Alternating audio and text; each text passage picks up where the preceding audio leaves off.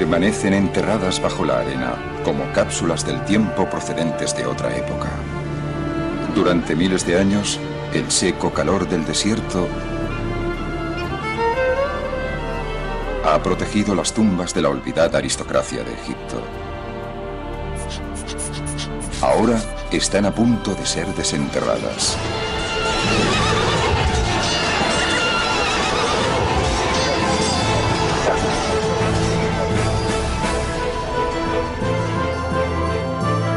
Tres hombres están revolviendo las arenas para descubrir nuevos capítulos de la historia egipcia. Tres hombres descubriendo las historias de los nobles que sirvieron a sus reyes desde la época de la grandeza de Egipto hasta sus últimos días.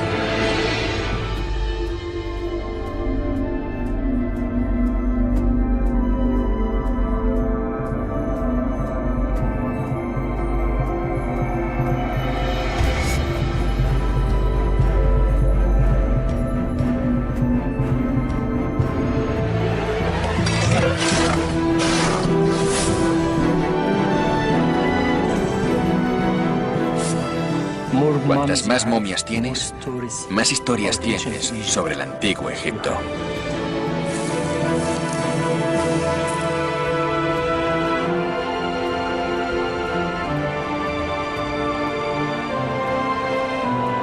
Uno tiene la sensación de que existía un gran afecto, quizá algo más entre el rey y la nodriza.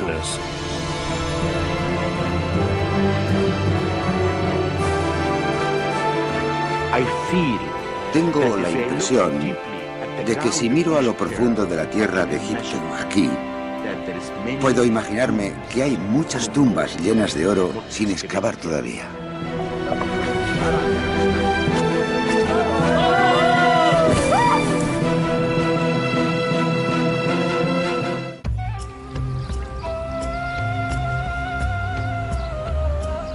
Fue la primera gran civilización del mundo y nació en las orillas del Nilo. Egipto, en toda su gloria monumental. Todavía hoy abundan las imágenes de esos antiguos tiempos. A veces grandes, construidas para ser vistas, pero más frecuentemente pequeñas y escondidas.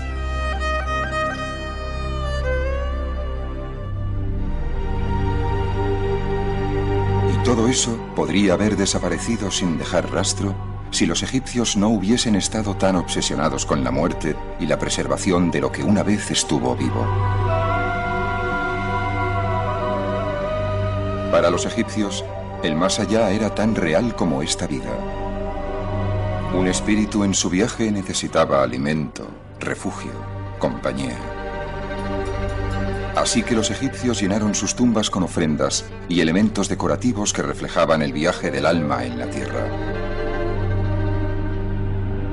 Esas tumbas aún tienen una historia que contar, si pueden ser encontradas. Al sur del delta, cerca de las orillas del Nilo, hay un lugar llamado Saqqara. Aquí, hace unos 5000 años, los egipcios construyeron su primera pirámide con la forma de una escalera hacia el cielo para albergar el cuerpo de un faraón.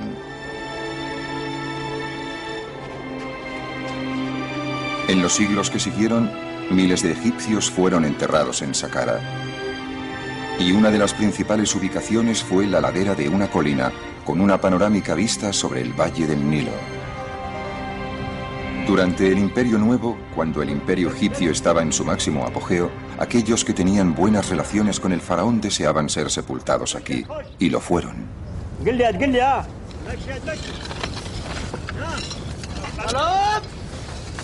Hoy, esos hombres y mujeres están siendo desenterrados.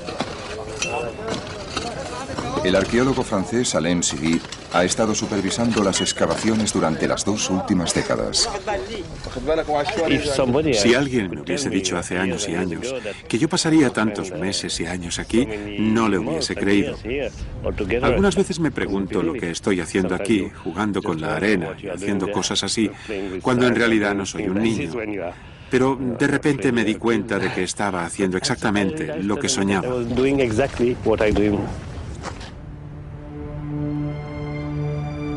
Pero el sueño de Sidi empezó más como una pesadilla. Los primeros sitios que excavó estaban llenos de momias de gatos, miles de ellas, restos de los cultos a animales que florecieron durante las últimas dinastías egipcias, cuando los gatos eran venerados y sacrificados por millones.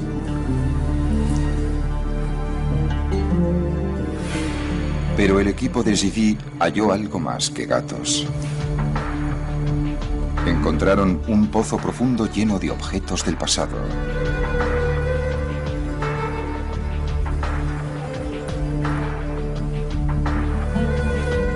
Siguieron cavando más y más y más hondo.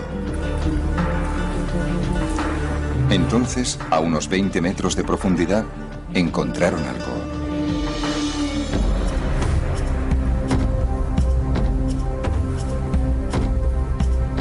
Dispersos entre los escombros, había indicios de que, tras años de excavación, habían llegado a la cámara funeraria.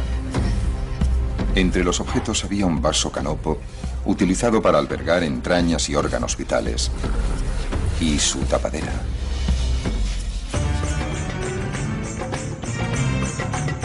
El vaso estaba hecho de alabastro, pero mucho de lo que encontraron más tarde era de oro.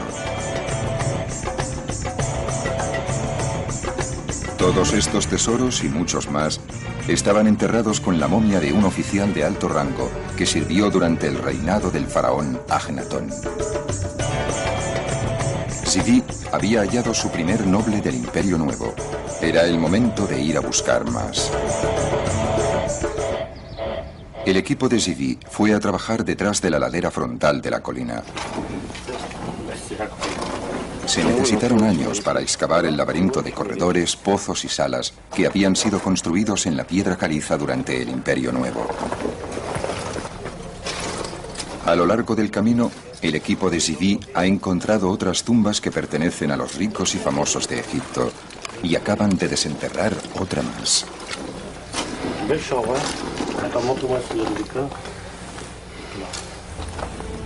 Cada sala tiene algo que contarnos, pero no siempre por escrito. Esta vez, sí. Había arena. Yo llevaba una pequeña lámpara y vi a la señora. Pinturas de esta mujer adornan las paredes de su capilla, donde sus amigos y parientes venían a venerarla. Su cuerpo debió ser enterrado en una parte más profunda de la tumba. Cuando los conservadores descubren otras paredes, salen a la luz más pinturas de la dama. Todo sugiere que se trataba de una mujer con influencia. Enseguida entendí que esta tumba pertenecía a una mujer. Esto es excepcional, porque esta tumba es enorme. O sea que ella era seguramente un gran personaje. Además, tiene un montón de títulos que demuestran que era muy apreciada. Estuve buscando su nombre y lo encontré aquí. La nodriza que alimentó la carne de Dios.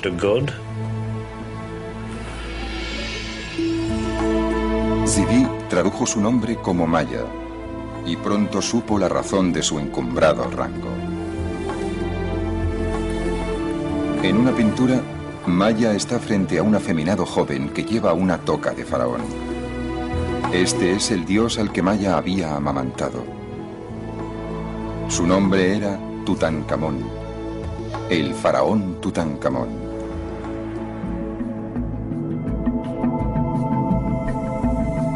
El nombre de Tutankamón nos resulta conocido desde que el arqueólogo británico Howard Carter hizo el descubrimiento del siglo en el Valle de los Reyes.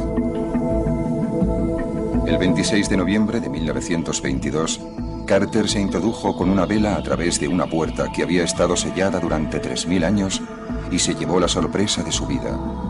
Había encontrado la cámara funeraria de un faraón del Imperio Nuevo que murió antes de su 20º cumpleaños. Pero a diferencia de la mayoría de las tumbas reales descubiertas en el pasado, esta no había sido saqueada. Sala tras sala, un despliegue de tesoros inimaginables esperaban a ser contemplados por sus ojos.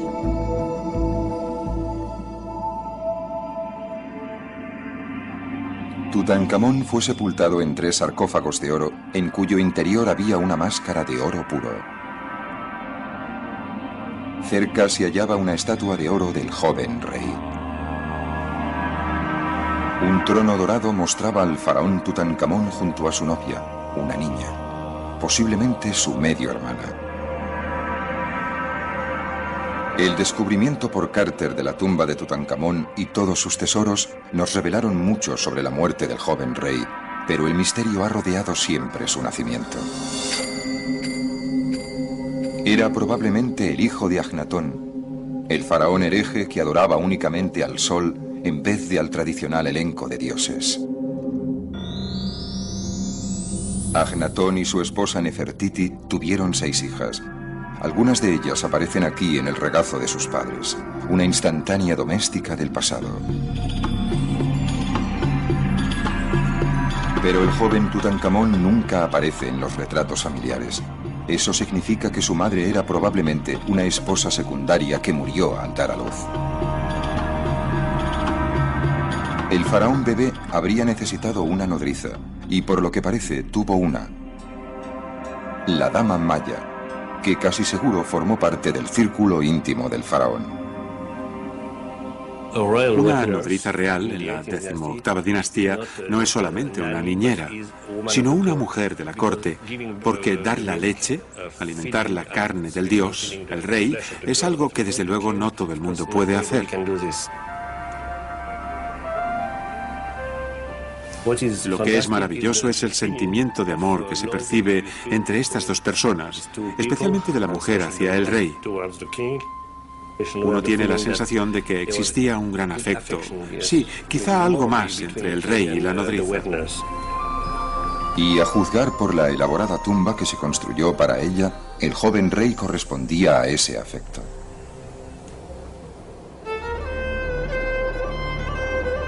Si bien la mayoría de los nobles egipcios eran enterrados más cerca del Nilo que nadie, la gente que servía al faraón en la periferia del imperio también necesitaba tumbas, incluso si estaban destinados en mitad del desierto.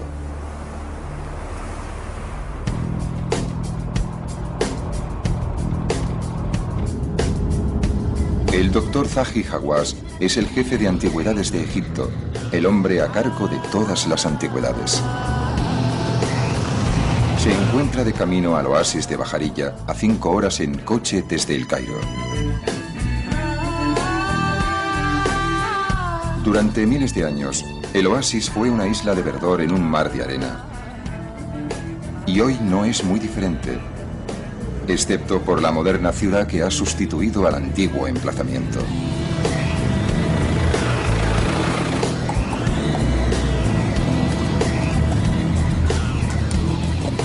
Unos 700 años después del rey Tutankamón, cuando el imperio egipcio había iniciado su gradual declive, este era un próspero centro agrícola. Así que había mucho dinero para gastar en lujosas tumbas. Los habitantes de la localidad son conscientes de que viven encima de un posible arsenal de antigüedades y han ideado un nuevo sistema para llegar hasta ellas. Cuando llegas a una población como esta, oyes rumores. Si hay una tumba, significa tesoros, oro. El rumor pasa de uno a otro y crece en la ciudad. Y por eso la gente quiere construir sus casas encima de los tesoros de los faraones. Una casa construida directamente encima de una tumba proporciona al emprendedor propietario de la misma la oportunidad de cavar en su propio terreno cada vez que necesita algo para vender en el mercado negro, siempre hambriento de antigüedades. Esta práctica ha continuado hasta la actualidad y Zahi Hawass quiere acabar con ella. Así que ha tomado una polémica decisión: ordenar el derribe de algunas casas.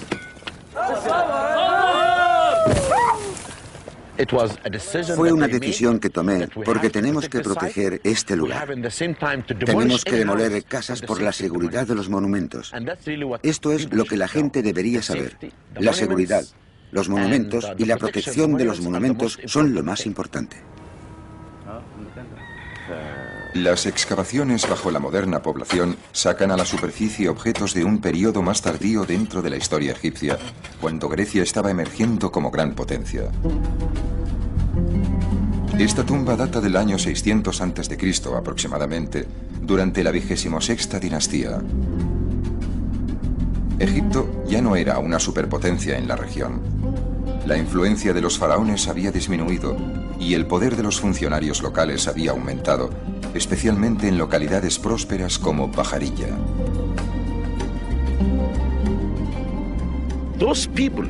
Esa gente podía hacerse estas bellas tumbas porque eran ricos.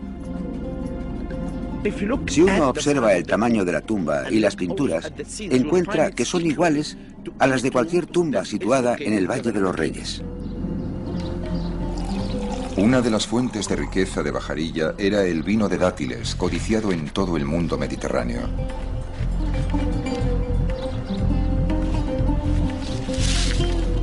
Se podía hacer dinero recogiendo los dátiles y elaborando el vino, e incluso aún más llevando el vino a los mercados del noreste.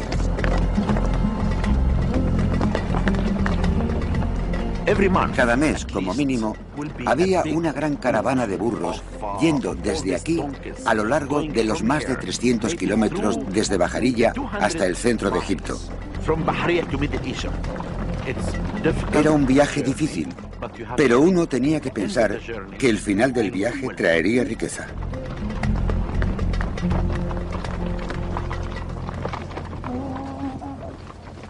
Una de las personas que prosperó fue el gobernador de Bajarilla, otro noble que había servido al faraón. Su tumba fue descubierta en 1999. Las inscripciones de las paredes de la tumba nos proporcionan nuevos conocimientos sobre el papel de un administrador provincial en la época en que el imperio se dirigía lentamente hacia su final. Este en concreto se veía por lo visto a sí mismo casi como un igual al faraón.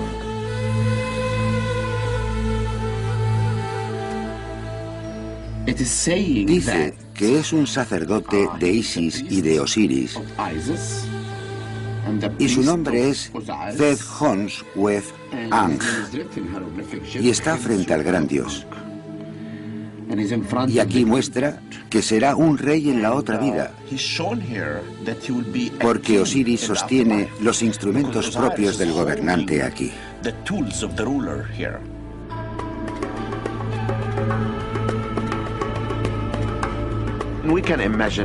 Podemos imaginarnos a Zed-Hons-Wez-Ankh penetrando en el interior del templo con sus ropas de sacerdote. Viene a visitar al dios solo. Está penetrando en esta oscuridad trayendo incienso y haciendo ofrendas al dios. Y al mismo tiempo, la mesa de las ofrendas está llena de higos y dátiles, porque quiere que el dios esté contento, porque Zed-Hons-Wez-Ankh es el nexo de unión entre el pueblo y el dios.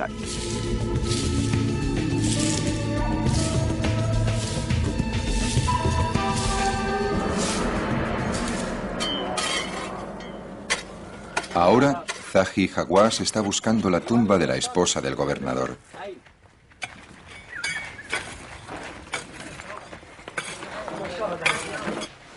En el interior de la tumba, el doctor Hawass hace un descubrimiento que le preocupa. Parece que tenemos un gran problema aquí que no imaginé antes, y que es la existencia de este agujero, que creo que puede significar que, durante el periodo romano, los ladrones entraron a través de él y robaron la mayor parte de los objetos. O sea que, seguramente, no vamos a encontrar nada en esta sala. Y esto es malo, porque necesitamos encontrar objetos para averiguar para qué se usaba en realidad esta habitación. Pero los ladrones no cogían siempre todo cuando saqueaban una tumba, especialmente si en apariencia no tenía ningún valor. Alabastro. Zahi Hawass cava un poquito él mismo y al final su esfuerzo es recompensado.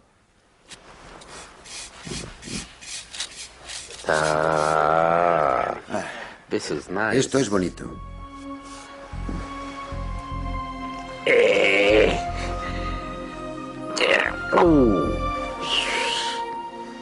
Es un vaso canopo. Se trata de la tapa de un pequeño vaso canopo, el recipiente que normalmente se enterraba con la momia. Para un ladrón no era nada. Para el doctor Hawass significa que puede estar cerca de encontrar a la esposa del gobernador.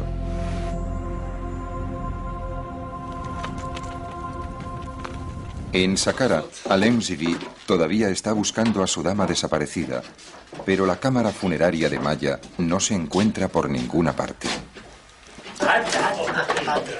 Y Zivi sigue topándose con más y más gatos. La mayoría de los gatos fueron enterrados aquí en las postrimerías de la historia egipcia, aproximadamente en la época en que Cleopatra era reina y Julio César gobernaba en Roma. El gran esplendor de los faraones del Imperio Nuevo era ya solo un lejano recuerdo. Sometidos a un gobierno extranjero, los egipcios encontraban consuelo en cultos que requerían el sacrificio de animales.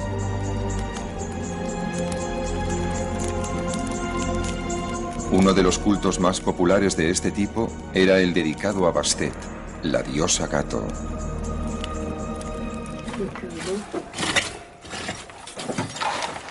A medida que se desentierran más y más momias de gatos, Zivi decide que ha llegado el momento de estudiarlas más atentamente, de arriba abajo. La tarea recae en expertos de otro campo, los radiólogos Martin y Roger Lichtenberg.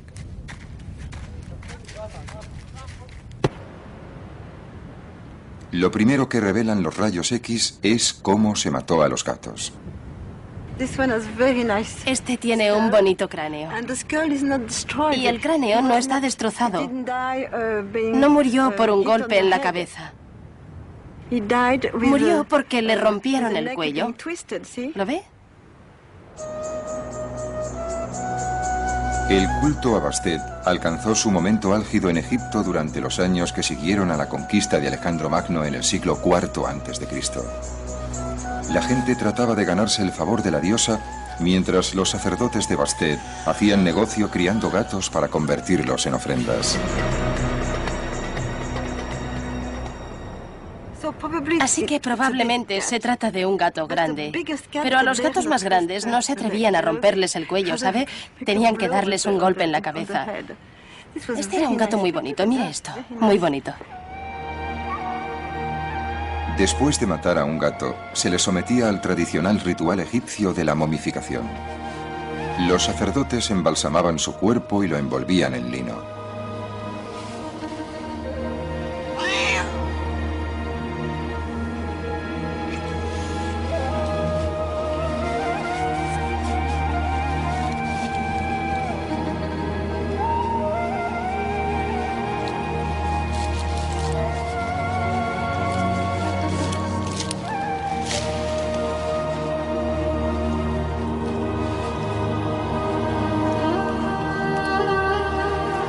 Finalmente, lo colocaban en una de las tumbas. Naturalmente, todo el trabajo que realizaban los sacerdotes era a cambio de dinero, y los clientes recibían aquello por lo que pagaban. Según lo que quisieras pagar, ¿tenías una momia pequeña o una momia grande? Si eras muy rico y querías complacer mucho a la diosa, comprabas un montón de gatos. Ya sabe, muchos gatos juntos.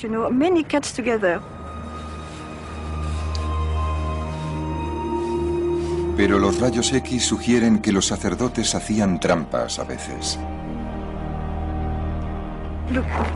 Esto es una momia también, una momia pequeña, pero no es una momia completa. Pusieron solo un hueso dentro. No es un cuerpo completo, ¿es un cuerpo completo? Un montón de huesos revueltos. Son un montón de huesos revueltos, ¿de acuerdo? Solo un montón de huesos revueltos. Y una cuarta parte de las momias eran momias falsas. No hay nada dentro del envoltorio. Pero si los sacerdotes eran timadores o si se trataba simplemente de escasez de gatos, no se sabe.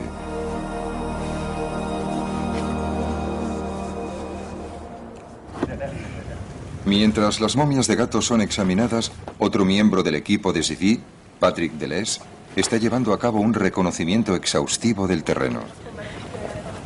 No podemos mirar este lugar solo desde fuera.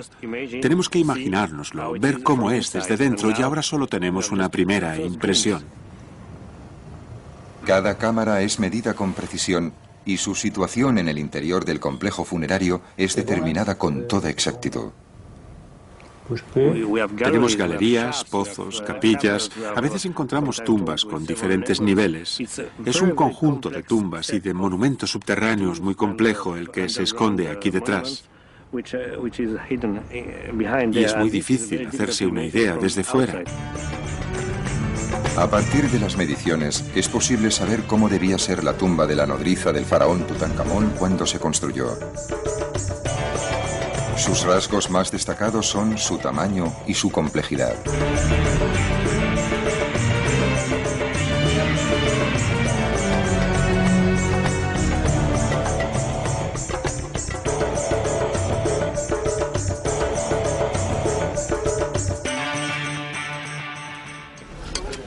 Mientras la búsqueda de la tumba de Maya continúa, el equipo de Zidi ha encontrado la entrada a otra tumba, unos 3 metros más allá. Los trabajadores empiezan a apartar arena y piedras, iniciando una excavación que llevará más de una temporada a completar. Hasta entonces, no hay nada que hacer, salvo esperar.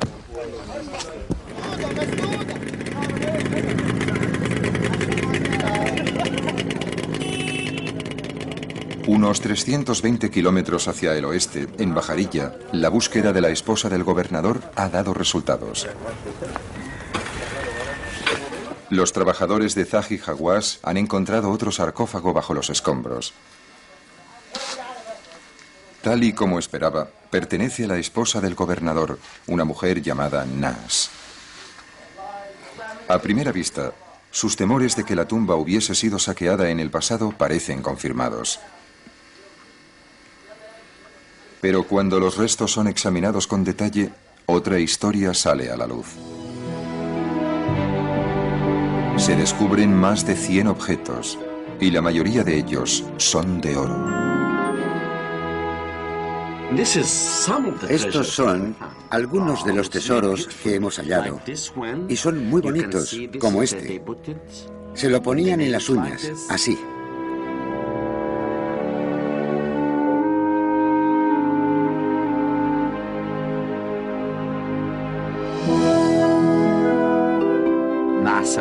Nas fue realmente hermosa. Trató de que se cubriera su cuerpo con oro y puede vivir felizmente en el más allá. Y así es como encontramos muchas piezas bonitas, y algunas tienen incluso la forma de lo que a mí me parece un escarabajo. Pero la interesante es esta. ¿Sabe usted? Abrían por un lado y sacaban todo lo del interior del cuerpo de su sitio. Aquí es donde cubrían la zona momificada con esta pieza de oro tan bella.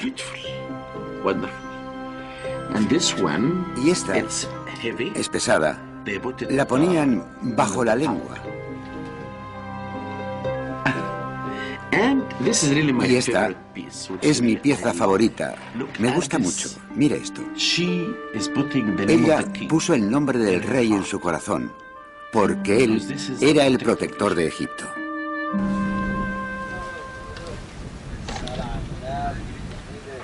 En Saqqara, los trabajadores de Zidi han desenterrado algo interesante de la arena. Una estructura rectangular construida hace miles de años, directamente frente a la colina. Es una capilla en parte construida y en parte tallada en la roca. Y la gran sorpresa fue descubrir el magnífico estado de conservación de esta pared. Así que abro el telón. No es un espectáculo. La razón de que la cortina esté aquí no es para un espectáculo, sino para proteger la pared contra el polvo y los visitantes y todo eso. Pero, desde luego, lo hace aún más espectacular. Lo puede ver ahora.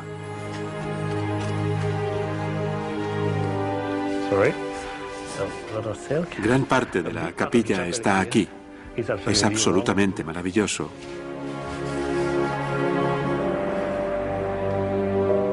Quien quiera que sea la persona para la que se construyó esta capilla, era alguien importante. La sala era grande, incluso para los estándares egipcios, y no se ahorró nada en decoración. En cada muro, pinturas, relieves e inscripciones confirman que la tumba pertenecía a un rico noble del Imperio Nuevo. Había un festín para satisfacer su hambre en la otra vida.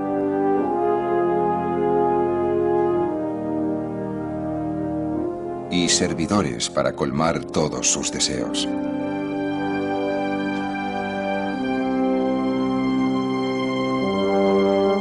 La prioridad de Zvi era encontrar el nombre del hombre para el que se construyó la tumba. Siempre la misma obsesión cuando entras en una tumba. ¿Dónde está el nombre? El nombre está aquí. 2 halcones en el estandarte y estos signos. Dice Ne-Te-Rui-Mes. Hay varias interpretaciones. Yo elijo Neteruimes, el hombre que nació de los 2 dioses. Los 2 dioses son Horus y Set. Zvi no había oído antes el nombre de Neteruimes. No sabe quién era ni qué servicios prestó al faraón. Se puede ver el nombre del hombre, Neteruimes, aquí y aquí. Otras inscripciones en una cercana columna derrumbada sugieren que Neteruimes era un hombre culto e influyente y que sabía leer y escribir. Hay un montón de epítetos. Un hombre de sabiduría, un hombre que sabe cómo hablar, cómo escribir. Tenemos la impresión de que se trataba de un hombre orgulloso de su cultura. Neteruimes tenía una capacidad que pocos poseían en su sociedad. Podía escribir, y eso por sí solo le habría asegurado un cargo de la más alta categoría. Leer y escribir.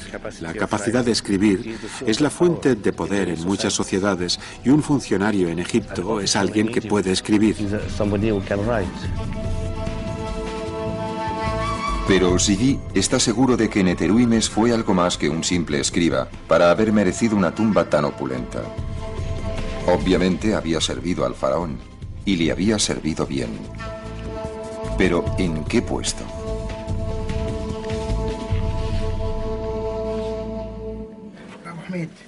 Mientras Zvi reflexiona sobre esta cuestión, los trabajos de excavación continúan en el extremo de la cámara. Creo que es buena. El ingeniero Pierre Veillat tiene que distinguir entre la piedra original y las rocas que fueron añadidas más tarde, como relleno. Todos son conscientes de que encima de ellos hay innumerables toneladas de piedra caliza. Creo que el peligro está en que por encima de nosotros están las piedras, que pueden caerse. Y cada piedra, el peso de cada piedra es de unos 9 kilos o algo así. Si estás abajo y te cae una piedra en la cabeza, no creo que te siente muy bien. El trabajo es lento. Cada roca tiene que llevarse a mano fuera.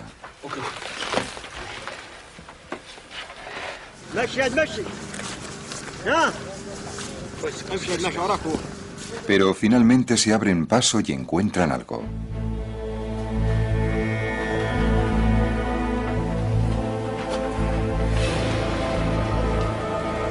Es una escultura del faraón al que Neteruimes había servido. Una pequeña estatua de un rey que tuvo gran importancia en la historia egipcia. Se le conocía como Ramsés el Grande. Ramsés fue un faraón entre los faraones.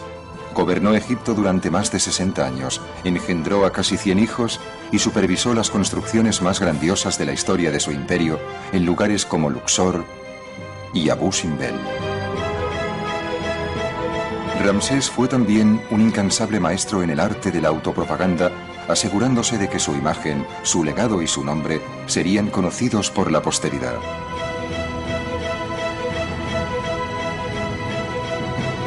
El hecho de que Neteruimes hubiese trabajado para el más grande de todos los faraones constituye un dato vital, y otros descubrimientos seguirían a este.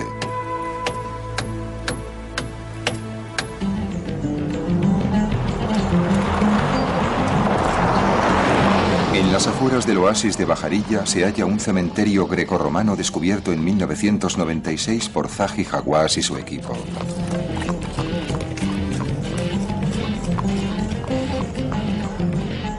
El Dr. Hawass ha vuelto a ver cómo progresan las excavaciones.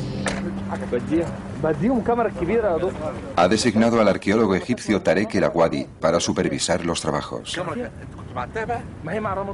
El cementerio cubre unos 22 kilómetros cuadrados, cubiertos en su totalidad por toneladas de arena. En cualquier sitio en que uno excave se encuentra una tumba, eso está claro. Si miras al suelo, en todas partes encontrarás señales de pequeños montículos. Si tienes un montículo que tenga algún tipo de objeto como cerámicas, quiere decir que hay algo debajo. Y por lo tanto, si miras en esa zona y excavas un poco en la arena con las manos, encontrarás la entrada de la tumba. Entonces empiezan las excavaciones, y lo más importante cuando excavas es que tienes que tener cuidado porque debajo hay momias. El cementerio fue descubierto accidentalmente cuando un burro pisó un agujero y apareció una tumba debajo. En el interior de la tumba había momias, muchas momias. La mayoría eran doradas y estaban en muy buenas condiciones.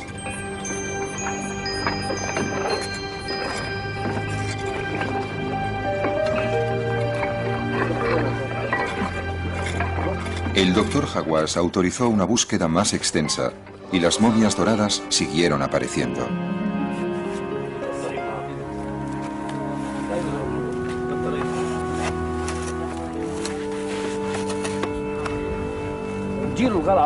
En el curso de su trabajo en el cementerio, Tarek se ha convertido en un gran conocedor de la arena y de sus sutiles cambios. La arena esconde las momias y tenemos que luchar con ella para encontrar momias.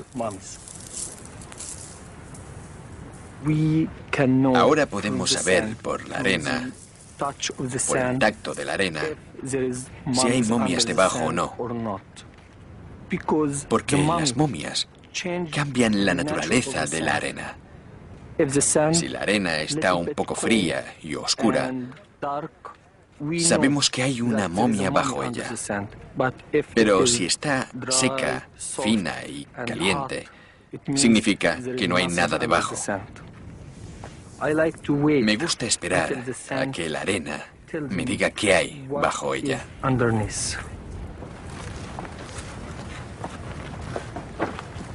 Tarek ha hecho algunos nuevos descubrimientos y Zahi Hawass está impaciente por verlos.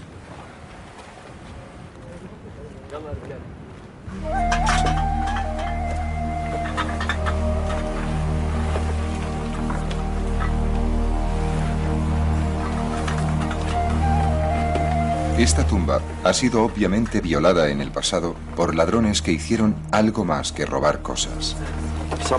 Algunas personas entraron y trataron de romper las cabezas de todas las momias. Es muy extraño. Puede ver aquí todas las momias sin cabeza. Mire esta momia de niño, está sin cabeza. Detrás de mí, la cabeza fue cortada. Y esta también, la cabeza fue cortada. Parece que alguien, quizás en la antigüedad o quizás en los tiempos modernos, buscaba algo en el interior de las momias.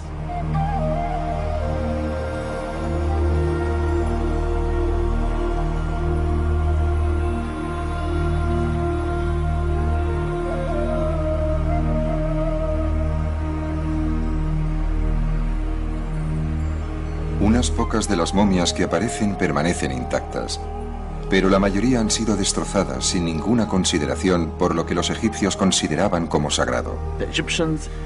Los egipcios vinieron aquí, excavaron este recinto en la roca, momificaron sus cuerpos, gastaron dinero en ellos, pensaban que aquí yacería su cuerpo y descansaría, un más allá bueno. Y luego viene alguien y lo destroza todo. Huesos rotos, cabezas rotas, momias rotas. Esto es algo que personalmente me disgusta, me molesta mucho. Sin embargo, incluso esta destrucción nos cuenta algo. Tarek cree que es posible que algunas de las momias sin cabeza sean el resultado de alguna antigua enemistad entre familias, en que incluso los cuerpos de los niños eran decapitados en un acto de venganza por alguna olvidada disputa.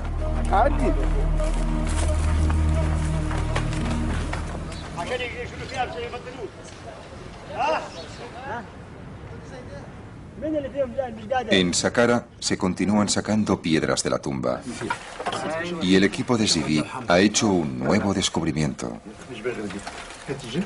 Justo detrás de la pequeña escultura de Ramsés y unida a ella encuentran otra estatua. Por encima de la pequeña figura del faraón está la cabeza a tamaño real de una vaca, la diosa Hathor. Zivi no podría estar más encantado.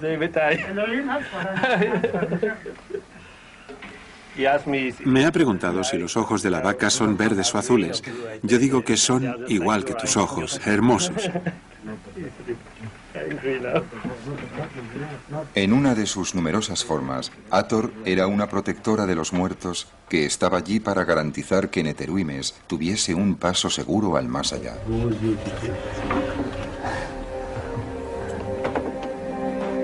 Su presencia en la tumba confirma la creencia de Zivi de que el misterioso Neteruimes había jugado un papel político muy importante durante el reinado del gran faraón. Fue recompensado con un entierro suntuoso, presidido por Hathor y Ramsés. Pero Zivi aún no sabía lo que Neteruimes había hecho para merecerlo. Me gustaría encontrar más inscripciones. Quiero saber quién era Neteruimes exactamente. Sabemos que era alguien que se podía permitir este tipo de cosas, pero no sabemos más. En busca de más pistas sobre la identidad de Neteruimes, Zivi viaja a la antigua capital egipcia de Tebas.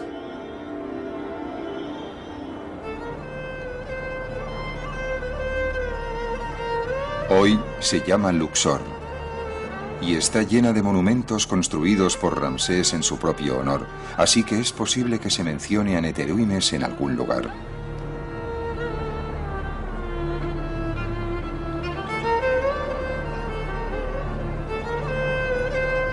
Las paredes aún proclaman los logros de Ramsés, especialmente sus victorias militares. Se trata siempre de batallas, de guerras, de luchas. Es historia, es normal, humano. Toda guerra requiere un enemigo. Y cuando Ramsés se convirtió en faraón, el mayor adversario de Egipto era el imperio hitita del norte. El joven Ramsés decidió enfrentarse a los hititas en su propio territorio. Condujo a un ejército de unos 20.000 hombres al norte y se encontró con el enemigo a las afueras de la ciudad de Kadesh. Se trata de una de las primeras batallas de la historia de las que existe un registro detallado.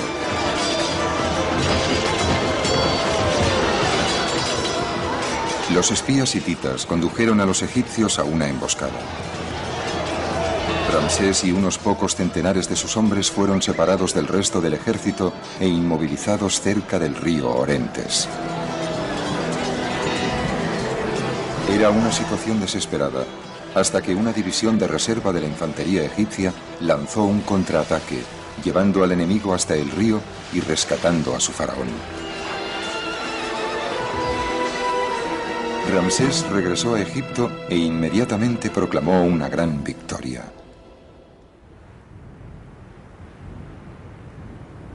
Las paredes de los templos de Luxor están aún decoradas con relatos de las heroicas hazañas del emperador en ese día. Hay también una copia del tratado de paz que puso fin al conflicto 16 años más tarde. Zivi espera que este documento arroje alguna luz sobre la identidad de Neteruimes. Los egipcios y los hititas se dieron cuenta de que la guerra no era la solución, sino un callejón sin salida.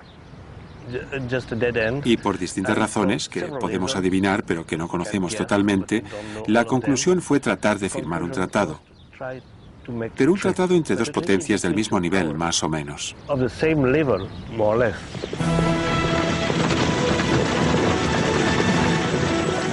Las negociaciones fueron largas y complicadas, pero terminaron con un acuerdo y con la firma de un tratado de paz que expresaba los términos del mismo. 3 enviados egipcios se reunieron con 3 diplomáticos hititas para llevar una copia del tratado a la capital egipcia.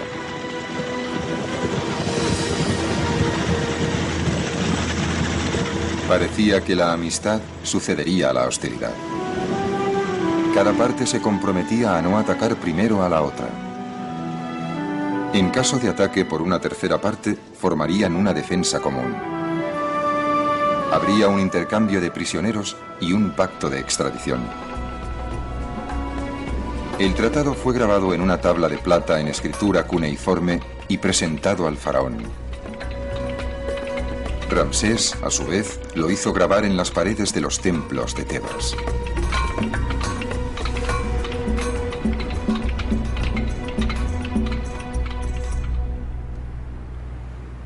Zidi está aquí para ver si puede encontrar el nombre del hombre que dirigió al equipo negociador de Egipto y que llevó el tratado a Ramsés. Y encuentra lo que estaba buscando. Puedo ver las palabras enviados. Y después está la cabeza de un halcón, quizás.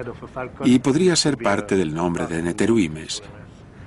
Podemos compararlo con inscripciones ramésidas. Son como la Biblia para los textos escritos de este periodo. O sea que tenemos el Tratado de Paz. Y este podría ser el nombre de Neteruimes. Este tipo de confirmación es tan importante para un egiptólogo como el descubrimiento de una tumba. 2 halcones encima de un estandarte. Neteruimes. El hombre que consiguió la paz entre 2 grandes imperios y fue generosamente recompensado en la otra vida. Se trata de una figura histórica que sale a la luz. Esto es fantástico para mí. Quizá tan importante como la vaca de Hathor o la estatua. No es solo una obra de arte excepcional, no es solo una hermosa tumba. Es historia. Con la identificación del propietario de la tumba finalmente solucionada, el trabajo de liberar a Hathor de su prisión de piedra continúa.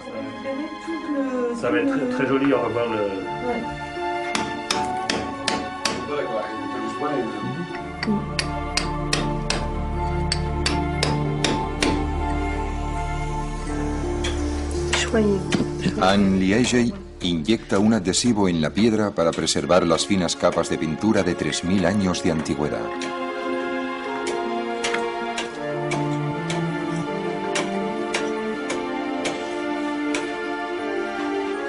Y entonces, un día está acabado. Hathor ha sido restaurada.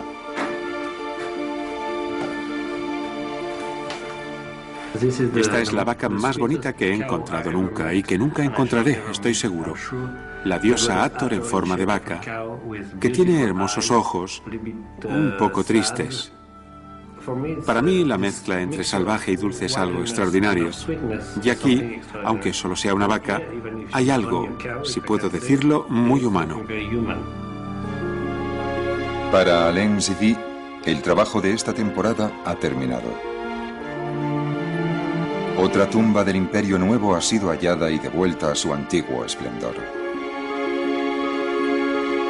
Otro hombre del rey ha sido identificado gracias a las ofrendas que se llevó a la otra vida.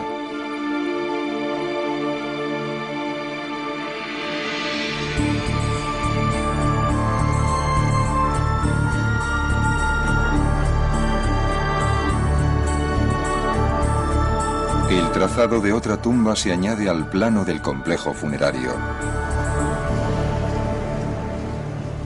Y el próximo año será el momento de extraer otra capa de arena.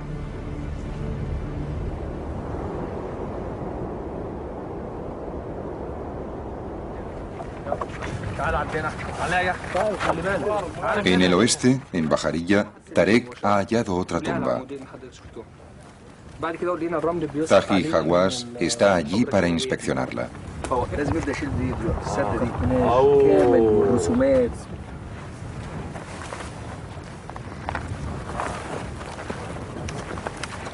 Esta es la momia más bonita que haya visto nunca. La máscara es totalmente realista. Parece la momia de una mujer. Los ojos nos miran como si estuviera viva.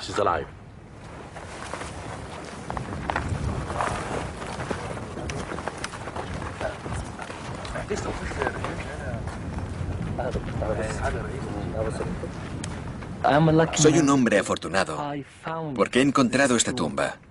Es algo increíble.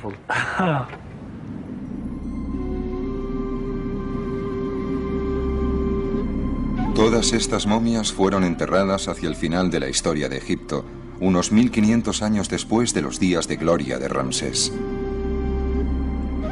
La civilización que había perdurado 3000 años casi había llegado a su fin. Pero incluso aunque la cultura que había unido a la tierra y la gente estaba desapareciendo, la obsesión egipcia por la muerte y el más allá siguió siendo tan fuerte como siempre.